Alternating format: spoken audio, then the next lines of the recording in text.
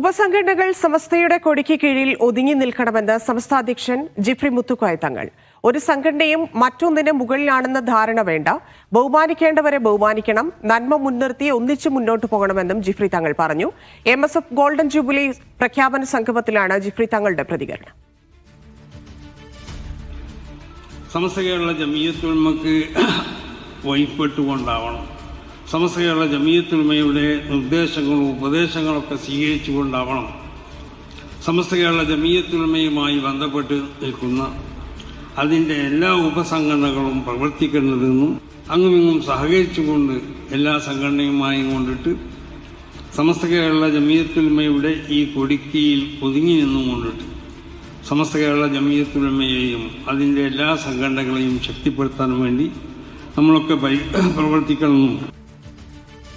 ഷബീർ ഉമർ ചേരുന്നു. ഷബീർ, ഏത് സാഹചര്യത്തിലാണ് ജിഫ്രി തങ്ങളുടെ പ്രതികരണം?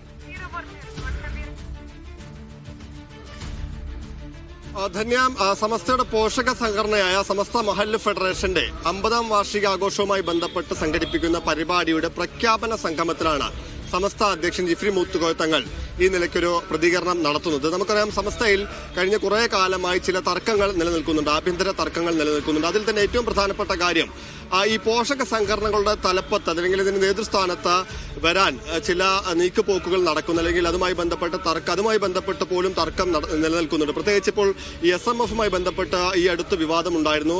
സമസ്ത മഹല്ല് ഫെഡറേഷന്റെ ഭാരവാഹികളായത് അല്ലെങ്കിൽ അതിന്റെ നേതൃസ്ഥാനങ്ങളിലെത്തിയത് ലീഗ് അനുകൂല വിഭാഗമാണ് എന്ന ആക്ഷേപം ലീഗ് വിരുദ്ധ വിഭാഗം ഉന്നയിച്ചിരുന്നു. അപ്പോൾ അതുമായി ബന്ധപ്പെട്ട അടക്കം തർക്കം നിലനിന്നിരുന്നു.